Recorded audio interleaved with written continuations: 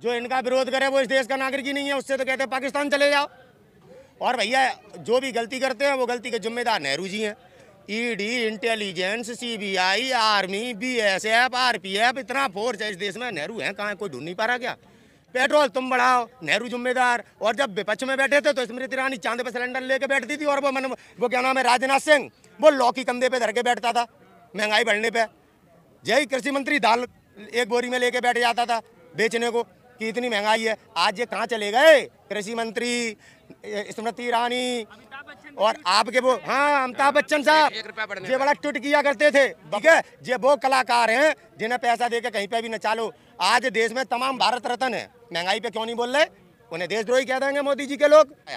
अपने लोगों को छोड़ के ऐसे लोगों के साथ खड़ा है संजीव बालियान, जो लोग भारत माता को बेच रहे हैं, जो किसानों की जमीन मिट्टी उनसे छीनना चाहते हैं, उद्योगपतियों के हाथ में देना चाहते हैं। ऐसे नेता अगर इस देश में आप लोग चुनोगे तो आगे आने वाले दिनों में आपके बच्चे भी पन्नी बीनेंगे, कूड़ा बीनेंगे। इसके अतिरिक्त हमारे पास कोई धंधा नहीं बचेगा। सत्ता में बैठे वो अपराधी हैं जिन्हें देश में आग लगाई है, भाई भाई को लड़ाया है। किस प्रकार से हमारे देश की जवान बेटियों को ये लोग षड्यंत्र पूर्वक तरीके से कानूनी कार्रवाई के तहत अपराधी बनाकर साध्वी बनाना चाहते हैं। जैसी साध्वी प्रज्ञा सिंह ठाकुर आतंकवादी है, वैसी हमारी बेटियों को आतंकवादी बनाना चाहते हैं। चक्का जाम भी पूरा सफल था, बेअसर नहीं था। ये तो हमें किसान ही नहीं मानते, हमें तो नागरिक ही नहीं मानते देश के। जो इनका विरोध करे वो इस देश का नागरिक ही नहीं है, उससे तो कहते हैं पाकिस्तान चले जाओ। और भैया जो भी गलती करते हैं वो गलती के जिम्मेदार नेहरू जी हैं। ED, intelligence, CBI, army, BSF, RPF, इतना फोर्स है इस देश में, नेहरू है कहाँ, कोई ढूंढ नहीं पा रहा क्या? बिल भी बना के दे गए, महंगाई के भी जिम्मेदार नेहरू। देश ये चला रहे हैं, सबसे मजबूत सरकार ये चला रहे हैं। 30 साल बाद देश ने 2014 में नरेंद्र मोदी पे विश्वास करके पूर्ण बहुमत की सरकार दी है साहब। सबसे मजबूत सरकार चलाने वाले नेता हैं नरेंद्र दामोदर दास मोदी। और अपनी नाकामियां, अपनी विफलताओं को छुपाते कहते नेहरू जिम्मेदार है, नेहरू जिम्मेदार है। नेहरू है कहाँ है भाई? नेहरू हमें तो दिख नहीं रहे, ना ईबी ना सीडीआई, कोई भी नहीं दिखा रहा। नेहरू जी है कहाँ? बिल तुम बनाओ, नेहरू जिम्मेदार। पेट्रोल तुम बढ़ाओ, नेहरू जिम्मेदार। और जब विपक्ष में बैठे थे तो स्मृति ईरानी चांद पे सिलेंडर लेके बैठती थी, और वो क्या नाम है, राजनाथ सिंह, वो लौ की कंधे पे धर के बैठता था महंगाई बढ़ने पे। यही कृषि मंत्री दाल एक बोरी में लेके बैठ जाता था बेचने को कि इतनी महंगाई है। आज ये कहाँ चले गए? कृषि मंत्री स्मृति ईरानी और आपके वो, हाँ, अमिताभ बच्चन साहब, ये बड़ा ट्वीट किया करते थे। बफोर्स घोटाले के मुख्य आरोपी हैं अमिताभ बच्चन और इनका भाई, जो अभी भी विदेश भागा हुआ है। कीमत चुकाने पड़ी किसे? राजीव गांधी जी को बदनाम किया गया। ठीक है, ये वो कलाकार हैं जिन्हें पैसा देके कहीं पे भी नचा लो। आज देश में तमाम भारत रत्न है, महंगाई पे क्यों नहीं बोल रहे? उन्हें देशद्रोही कह देंगे मोदी जी के लोग। और नरेंद्र मोदी जी जैसे किसान आतंकवादी है। तो इस तरह से देश को किस प्रकार से बांटा जा रहा है, देश को तोड़ा जा रहा है, कैसे आम आदमी के जीवन को खत्म किया जा रहा है, ये खत्म करना है। बहुत सारी इस देश में जनसंख्या ऐसी है जो इस महंगाई का सामना नहीं कर सकती है। मजदूरों के भी अधिकार छीन लिए। अब कॉन्ट्रैक्ट फार्मिंग में कहते हैं काला क्या है? गन्ना किसान रो रहा नहीं रो रहा, वो भी कॉन्ट्रैक्ट फार्मिंग है कि गन्ना किसान को जाके मिल में ही अपना गन्ना देना है, रेट नहीं बढ़ के आते मिल से।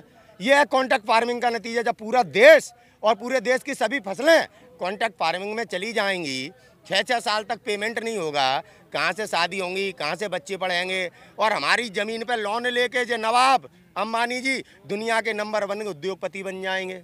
12,000 अरब रुपए का ट्रांजैक्शन है, 12,000 करोड़ अरब रुपए का ट्रांजैक्शन है खुदरा मार्केट का, किसानों का, जो इस देश का अन्नदाता है उसका। हमारी किसानी से ही बहुत सारी चीज़ें बनती हैं, जो सोयाबीन ऑयल फॉयल वगैरह जितना आ रहा है।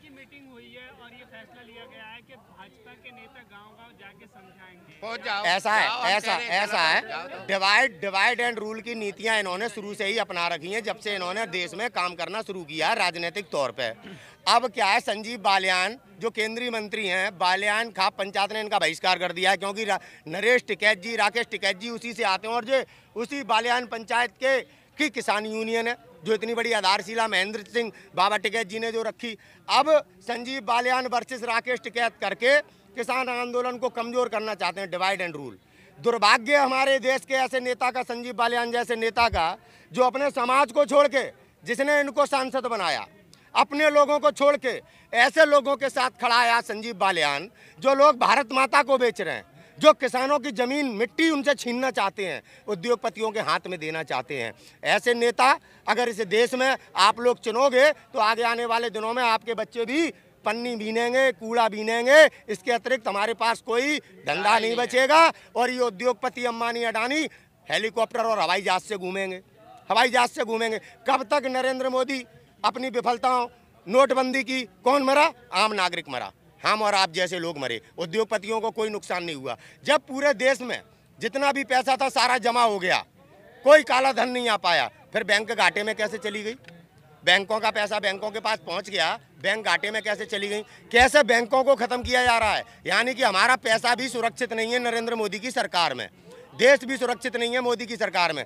पठानकोट, उरी, पुलवामा हमले में आज तक कौन RDX ले गया? सत्यपाल मलिक गवर्नर था वहाँ का, उसकी जिम्मेदारी है, जवाबदेही की जिम्मेदारी गृह मंत्री की थी, जो कि राजनाथ सिंह थे, आज मुंह छुपा के घूम रहे हैं, रक्षा मंत्री हैं। सेना ने बार बार कहा था, बार बार, कि हम बाई एयर से जाना चाहते हैं, रक्षा मंत्री जवाबदेही है, क्यों नहीं भेजा?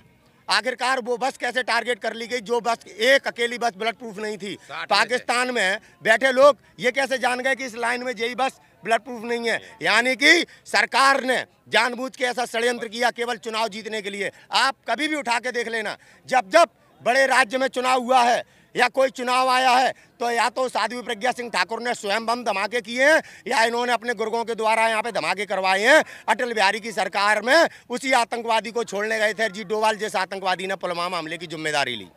समझना पड़ेगा आप लोगों को, ये सत्ता में बैठे वो अपराधी हैं जिनने देश में आग लगाई है, भाई भाई को लड़ाया है। किस प्रकार से हमारे देश की जवान बेटियों को ये लोग षड्यंत्र पूर्वक तरीके से कानूनी कार्रवाई के तहत अपराधी बनाकर साध्वी बनाना चाहते हैं। जैसी साध्वी प्रज्ञा सिंह ठाकुर आतंकवादी है, वैसी हमारी बेटियों को आतंकवादी बनाना चाहते हैं। क्या दिशा की गलती थी? आपने कहानी बना दी। ऐसे ही आपने सुशांत राजपूत की कहानी बना के एक बेटी रिया चक्रवर्ती को जेल में डाला। अर्नब गोस्वामी का चैट खुल जाता है, आपने चूड़ियां क्यों पहन ली? देवेंद्र सिंह जैसे आतंकवादी की NIA चार्जशीट दाखिल नहीं कर पाती, किसकी जवाबदेही है? जो संसद में हमले का आरोपी है देवेंद्र सिंह, बार बार अफजल गुरु कह के मर गया, फांसी चढ़ गया कि इसने मुझे प्लांट किया था, इसने मुझे जम्मू कश्मीर से भेजा था देवेंद्र सिंह ने।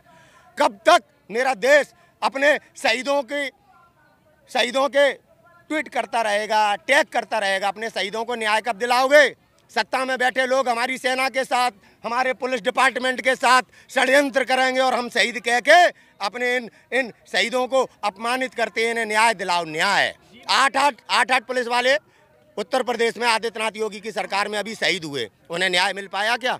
कौन था आरोपी? जिसने सरेंडर किया उसे आपने अपराधी बना के मार दिया। कल तक इस मामले से पहले आप उसकी पैचुआई कर रहे थे, कप्तान उसकी वकालत कर रहा था। जब थानेदार कह रहा था ये बड़ी घटना कर देगा, तब आप सुन नहीं रहे थे। और अचानक जब 57 बेटियों का बलात्कार हुआ कानपुर में और सोशल मीडिया के पत्रकारों ने जब वो मुद्दा उठा दिया और उसमें जब भाजपा फंसने लगे, कलराज मिश्र की बहन का जब उसमें नाम आया, तो कैसे विकास दुबे को षड्यंत्र पूर्वक अपराधी बना दिया, जो कल तक इनकी गोदी में बैठता था, कैसे उसको मिटा दिया। ऐसे ही IPS संजीव भट्ट के साथ हुआ, ऐसे ही हमारे हेमंत करकरे साहब के साथ हुआ, ऐसे ही जज लोया के साथ हुआ। कब तक खामोश बैठोगे?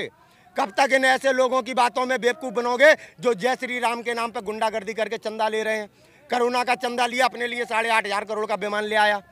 कहाँ है वो चंदा? किसे लाभ पहुंचाया? 20 लाख करोड़ पैकेज, 20 लाख करोड़ का पैकेज घोषित किया, किसे मिला? यहाँ मजदूर, इसी दिल्ली में मजदूर अपने घर नहीं पहुंच पाया, उनके बच्चे भूख से तड़प के मर गए। कहाँ था भारत का प्रधानमंत्री? कब तक हिंदुत्व के नाम पे और राम के नाम पे ये अपराधी अपने आप को बचाते रहेंगे? आज देश के हिंदुओं को अपने मर्यादा पुरुषोत्तम राम की रक्षा करनी है। राम की विचारधारा को आज स्थापित करने का वक्त आ गया है। जो भगवाधारी गुंडे राम का नाम लेके चंदा उगाई कर रहे हैं, क्या बार चंदा होगा राम मंदिर पे? मैं भी राजपूत हूँ, 2 बार पहले हो, मैं भी राजपूत हूँ, क्या बार चंदा होगा? राम के नाम पे चंदा लेके दहशत फैलाने का किस प्रकार से कार्य कर रहे हैं भारतीय जनता पार्टी और संघी, ये देश को समझना पड़ेगा।